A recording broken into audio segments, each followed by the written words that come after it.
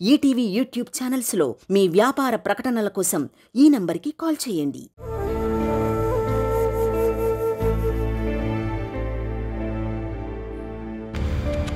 ఇంకా అమ్మబోతున్నానని మీ నాన్న చెప్పగానే దానికి తగిన వాళ్ళని తీసుకొచ్చి అప్పచెప్పానంతే. అందుకని ఏదో ఒక రేటుకి మన వస్తువుల్ని అమ్మడం నేను ఒప్పుకోను, అందుకు సాయపడను కూడా. అలా వచ్చిన లాభం కూడా నాకు అక్కర్లేదు. ఇప్పుడు దొరికేది మీరు వద్దని మాత్రం చెప్పకండి.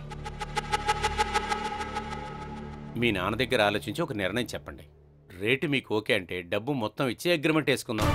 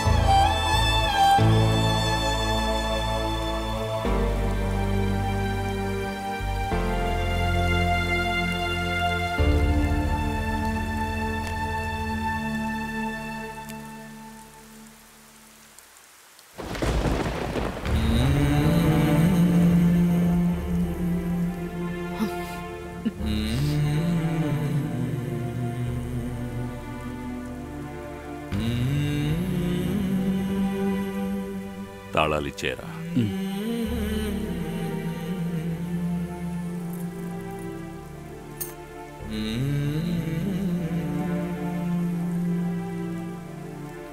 డబ్బు లెక్క పెట్టి తీసుకో.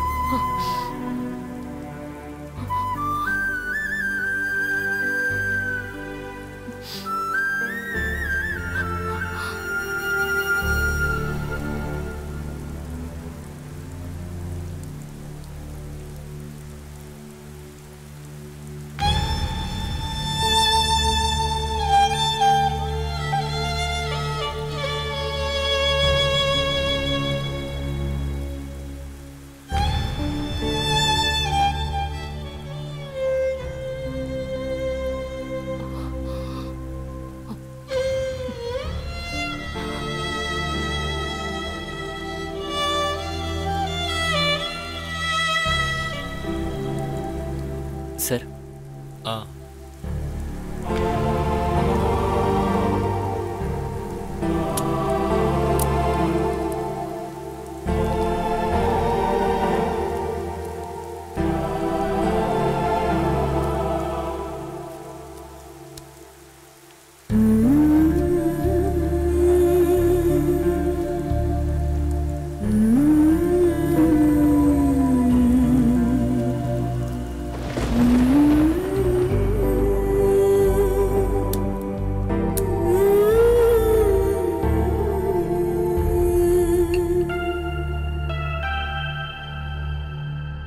స్నాక్స్ ఏవైనా చెప్పనా? వద్దు.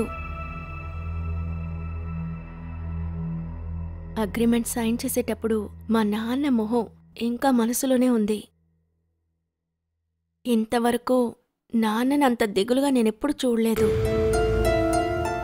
నష్టం వచ్చినా మనం ఎలాగైనా తట్టుకోగలం. కొంతమంది గుచ్చి మాట్లాడడం, మన గురించి మన వెనకాల మాట్లాడడం కష్టం కదా. మనం ఎప్పుడు పడిపోతామా అని అందరూ ఎదురు చూస్తున్నట్టు అనిపిస్తోంది. అందుకే దిగులు. మిగతా వాళ్ళ మాటలన్నీ నువ్వు ఎందుకు పట్టించుకుంటున్నావు? నువ్వు ఎంత బాధపడ్డా సరే వాళ్ళ మనస్తత్వాలు నువ్వు మార్చలేవు కదా. శత్రువులైతే పర్వాలేదనుకోవచ్చు. కావాల్సిన వాళ్ళు ఫ్రెండ్స్ ఇలా చేయటం వల్లే బాధగా ఉంది. నీ మిత్రులెవరు శత్రువులెవరని తెలుసుకోవడానికి ఇదో అవకాశం. స్నేహితుల నుంచి మనం కొన్ని ఆశిస్తాం కదా ప్రీతి. మనం కింద పడుతూ ఉంటే సహాయం చేయడం, నేను నీకున్నాను అని ఓదార్పుగా ఒక మాట, మనవాళ్ళు అనుకున్న మనం ఎదురుచూస్తాం కదా.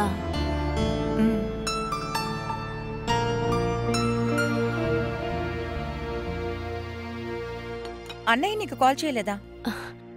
నేను చెప్పినందుకు అదా అర్థం? నీ అర్థాలు ఉపదేశాలు నాకేం అక్కర్లేదు. నిన్న మొన్న అన్నయ్య నీకు కాల్ చేయలేదా? నిజం చెప్పు. లేదు.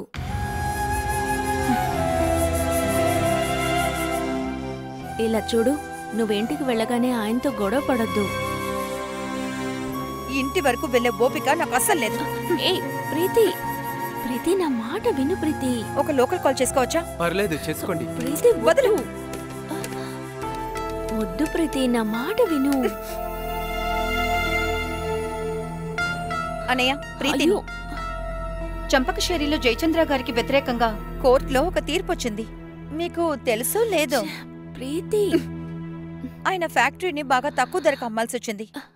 ఇంకా కొంచెం అమ్మి అప్పులు తీర్చకపోతే నేను చెప్పిన ఈ జయచంద్ర గారు జైలు కూడా వెళ్లాల్సి ఉంటుంది.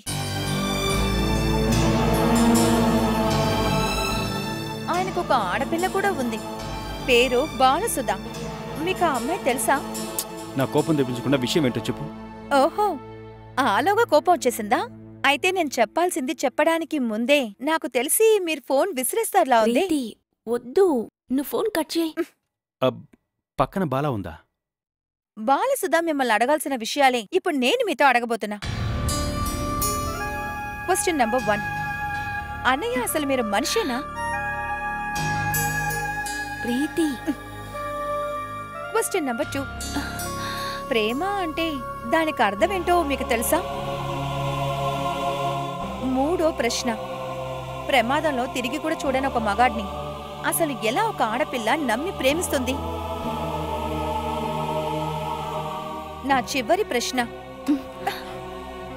సారీ సూరజ్, మీరు తప్పుగా అనుకోవద్దు. ఏదొక పిచ్చిది. నేను మీ గురించి ఏం చెప్పలేదు. అసలు ఏంటి ప్రాబ్లం? నీకోసం కాకపోతే ప్రీతి ఇలా నాతో ఫైట్ చేయదని నాకు తెలుసు. నాకేం కాలేదు.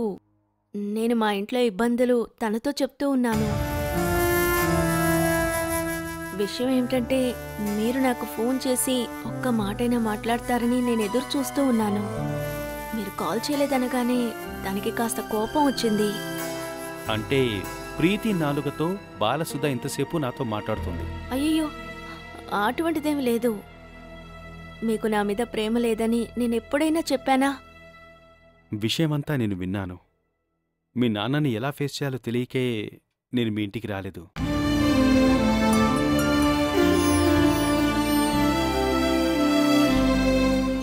ఉద్యోగం వెతుక్కోవడమేగా నా పని. ఒక 2 ఇంటర్వ్యూస్ ఉన్నాయి. ఆ ప్రిపరేషన్లోనే బిజీ అయిపోయాను. ఆ టైంలో నీకు కాల్ చేయడానికి కూడా వీలు కాలేదు. సారీ. అయ్యో, మీరెందుకండి నాకు సారీ చెప్తున్నారు? ఫోన్ చేయనందువల్ల మీ మీద నాకుండే ప్రేమ ఎన్నటికీ తగ్గదు. నీ గురించి నాకు తెలీదా బాలా? నేను నిన్ను ఊరికే ప్రేమించానా ఏంటి?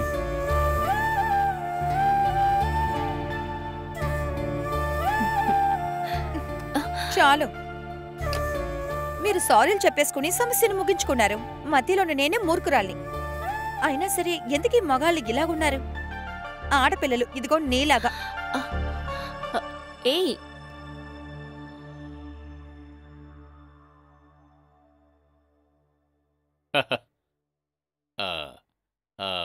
వచ్చి చాలాసేపు అయింది కదా. హా, పొద్దున్నే నాకు ఒక హీరింగు ఒక క్రాసు ఉంది. అపోనెంట్ వకీల్ని దుమ్ము దులిపి పారేశాను. పోయినసారి చూసిన దానికంటే ఓ 10 ఏళ్ల వయసు ఎక్కువైనట్టుంది. చాలా చిక్కిపోయారు జయచంద్రన్ గారు. డబ్బు కోసమే వెతుకుతున్నాను. మనశ్శాంతి లేకపోతే శరీరానికి కూడా వయసు అయిపోతుంది. తర్వాత ఏమైంది? అంతా సర్దుకుందా? ఏంటి సరైపోయేది? ఏం చేయాలో ఏమీ అర్థం కావడం లేదు. అప్పులన్నీ తీరిపోతాయని ఫ్యాక్టరీ అమ్మాలని నిర్ణయించుకున్నాను. కానీ అవసరమై అమ్ముతున్నాం కదా. మనకు అవసరమని తెలియగానే అందరూ రేటు తక్కువ కడుగుతారు. ఇక ఆ డబ్బుతో కోర్టు ఖర్చులు అది ఇది అని సగం కూడా తీర్చలేను. నువ్వే నాకు హెల్ప్ చేయాలి. ఎలాగైనా డబ్బు కట్టడానికి మరికొద్ది రోజులు టైం కావాలి. ఎలా? కోర్టుని రిక్వెస్ట్ అడిగితే ఎలా ఉంటుంది? వీలైనంత వరకు కడతాను, మిగతాది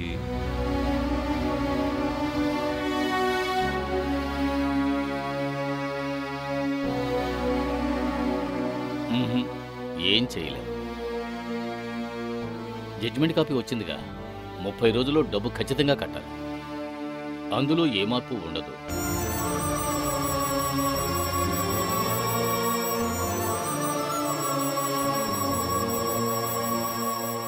చూడండి జయచంద్రన్ గారు, ఇంకా ఒక వారం రోజులు టైం ఉందిగా, ఆలోచించి ఏదో ఒక దారి కనిపెట్టండి. ఏం దారుంది లాయరు? ఏమీ లేదు. మనం ఒకసారి బ్యాంక్ వాళ్ళని అడిగి చూస్తే వడ్డీ ఏదైనా తగ్గిస్తారేమో చూద్దాం. ఒకేసారి కట్టేటప్పుడు వడ్డీ మాఫీ అది ఉంటుందిగా. కేసు పెట్టడానికి ముందైతే అది జరుగుండేది. కేసు జడ్జిమెంట్ వచ్చిన తర్వాత అది అవుట్ ఆఫ్ క్వశ్చన్ జయచంద్ర. జరగదు, బ్యాంకు ఒప్పుకోదు. త్వరలో ఏదైనా ప్రాపర్టీ అమ్మదలుచుకుంటే ఆ ప్రయత్నంలో ఉండండి. చెప్పాను కదా, కోర్టు అటాచ్ చేయడానికి ముందు.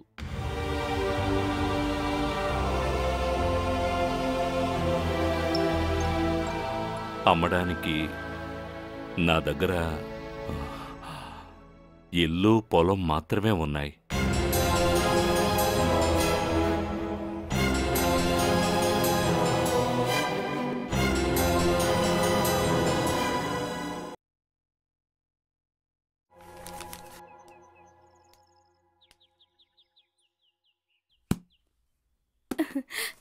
నా సహాయం ఏమన్నా కావాలా లతికా కుమారి? వద్దులే, పరీక్షలు కదా, నువ్వు వెళ్ళి చదువుకో.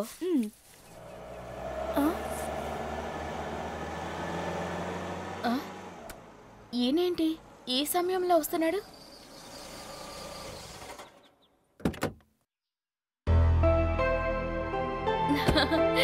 ఎక్కడి నుండి వస్తున్నారు? ఇవాళ ఆఫీస్కి వెళ్ళలేదా? పక్కనే చిన్న పని పడింది, ఒక అతన్ని మీట్ అయ్యాను. నీకు ఎగ్జామ్ స్టార్ట్ అవ్వలేదా? లేదు నాన్న, స్టడీ లీవే. నాన్నకి ఏదైనా తాగడానికి తీసుకురా.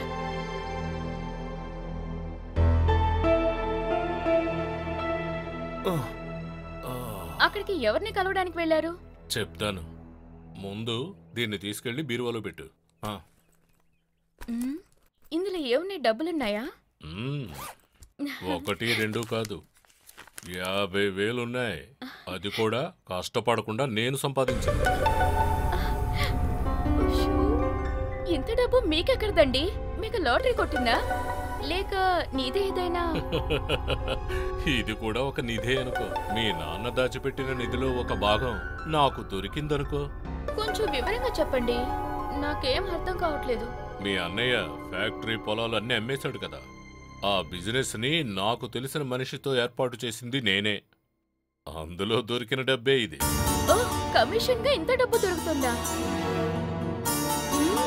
ఒక సవరం పైన బంగారం నగ కొనే డబ్బు ఉందనుకుంటా. కావాలంటే నగలు కొనిపెట్టుకో, అమ్మాయి కూడా ఎదుగుతుంది కదా.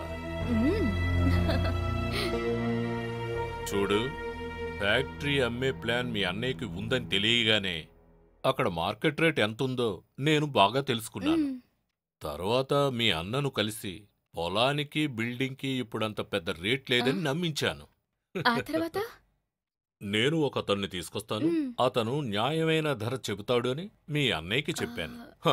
నమ్మడం తప్ప మీ అన్నయ్యకి వేరే దారుందా? నేను అక్కడికి వెళ్ళి ఆ ఓనర్ని చూశాను. అతనేమో నాకు ముందే తెలుసు. అతనితో నా కమిషన్ గురించి ముందే మాట్లాడాను. ఇది కూడా బాగుంది. డీల్ ఫినిష్ చేసి 2 రోజులైంది, కానీ ఓనర్కి డబ్బు రెడీ అయింది ఈ రోజే. అప్పుడు నాకు ఫోన్ చేశాడు.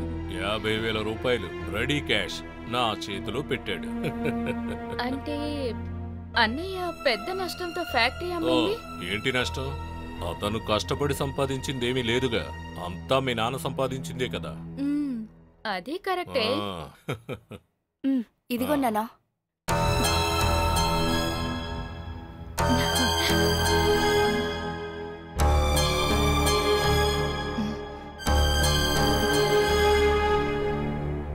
నాన్నకి ఒక బిజినెస్ లో మంచి కమిషన్ దొరికింది. 50,000 రూపాయలు. మావయ్యని మోసం చేసి నాన్న సంపాదించిన డబ్బేగా. నువ్వే కలర్ చూసి సంతోషించు. జిల్లా మాట్లాడుతుందో చూడండి. ఒక ప్రాపర్టీ బిజినెస్ చేస్తే మీడియేటర్కి కమిషన్ ఇవ్వడం సహజమే. అందులో మోసం చేయడానికి ఏమీ లేదు. అది అందరూ చేసే పనే. అసలే బాధల్లో మునిగిపోయిన మనిషిని ఇంకా దిగజార్చాలనే ఈ లోకం అనుకుంటుంది. ఆయనకి మిగిలింది కూడా దోచుకోవాలనుకోవటం మీకు తప్పనిపించటం లేదా? ఒకే కడుపులో పుట్టిన వాళ్ళగా నువ్వు మావయ్య తోడ పుట్టిన వాళ్ళని మోసం చేసి నగలు కొని వేసుకో. అప్పుడే నీకు అందం ఐశ్వర్యం పెరుగుతుంది.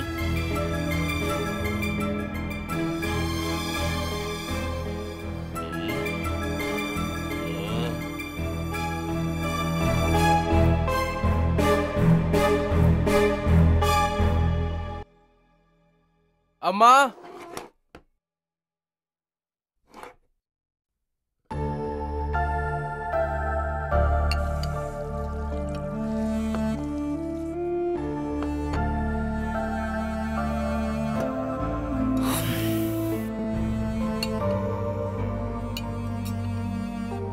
ఏ వెళ్ళి నాన్నని పిలుచుకురా.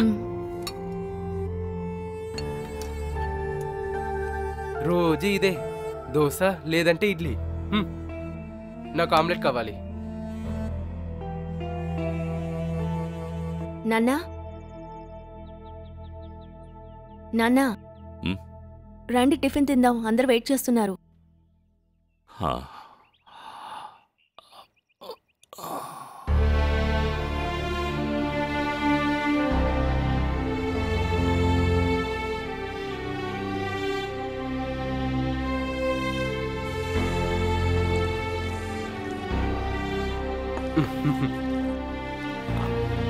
ఆ ప్లేట్ ఇవ్వు.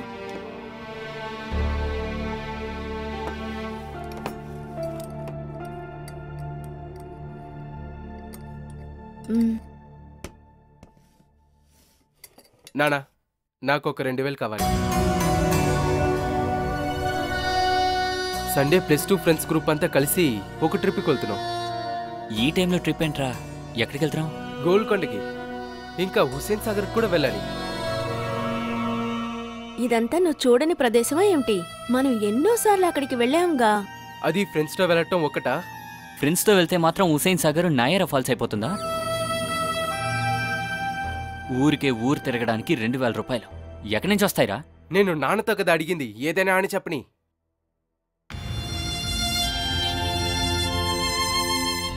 మన పరిస్థితి ఏమిటో అర్థం చేసుకోలేవా? మన ఊరికే ఇప్పుడు డబ్బు ఖర్చు పెట్టగలమా? ఫ్యాక్టరీ అమ్మాక ప్రాబ్లమ్స్ అన్ని తీరాయిగా. తీరిపోయాయా? అలాని ఎవరా చెప్పింది నీకు? ఆ అమౌంట్తో మనకున్న ప్రాబ్లంలో సగం కూడా తీరవు. ఆ విషయం తెలుసా నీకు? నాకు ఎవరేం చెప్పలేదు. ఇదంతా చెప్పే తెలియాలా? సిగ్గుందంట్రా నీకు? మన కుటుంబంలో ఉన్న సమస్యలు నీకు తెలియకపోతే చాలా చండాలంగా ఉంటుందిరా.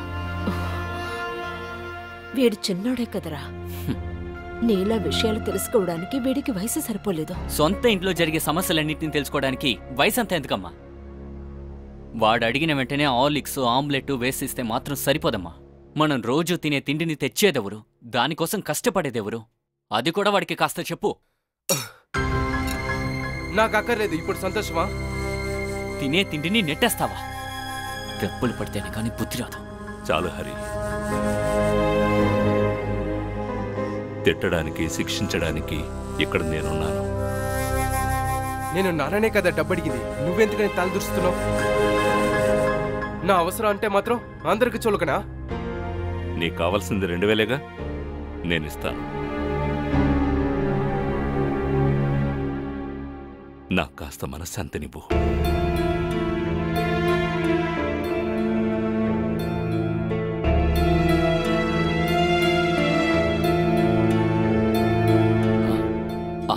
అసలు మీరెలా డబ్బిస్తారు? ఎలాగైనా కాస్త ప్రశాంతత ఉంటుందిగా. అసలు ఈ ప్రశాంతత ఎంతసేపు ఉంటుంది?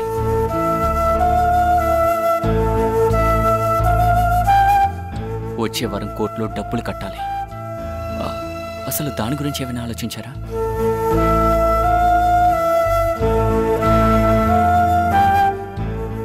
నువ్వు నాన్ననే ప్రశ్నిస్తున్నావా? ఆయన ఏదో ఒక దారి కనిపెడతారులే. లేదమ్మా, నాకైతే ఇప్పుడు ఆ నమ్మకం లేదు. ఏ ఒక్క విషయాన్ని కూడా అతను మనకి చెప్పట్లేదు. ఆయన ఏమనుకుంటున్నారో అదే చేస్తున్నారు. పిల్లలు పెరిగిన తర్వాత నాన్న ఎందుకు పనికిరాని వాడని అనిపిస్తోందా? నేను చెప్పింది మిమ్మల్ని అవమానించడానికి కాదు. తీరిపోచిన రోజు నుండి మనసంతా బాధగా ఉంది. ఇంకా నా వల్ల కాదు. అసలు మీరే చెప్పండి, డబ్బు కట్టడానికి ఏవైనా ఆలోచించరా?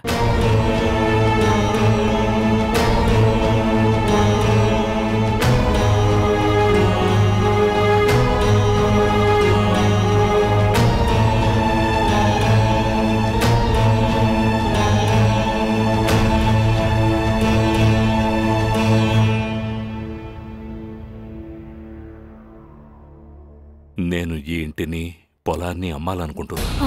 భగవంతుడా,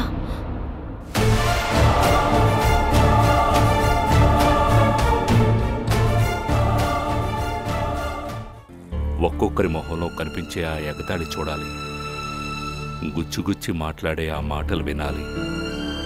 అవన్నీ చూస్తూ వింటూ ఎందుకు ఇక్కడ బతకడం? మనం ఈ ఊరు వదిలేసి వేరే ఎక్కడికైనా వెళదాం. ఊరు వదిలేసి వెళ్దామా? ఉన్న పళంగా ఎక్కడికని వెళ్తాం? ఏదైనా ఊరెళ్ళి అక్కడ అద్దెకి ఇల్లు తీసుకుందాం. ఈ ఊరికి ఎంత దూరంగా ఉంటే అంత మంచిది.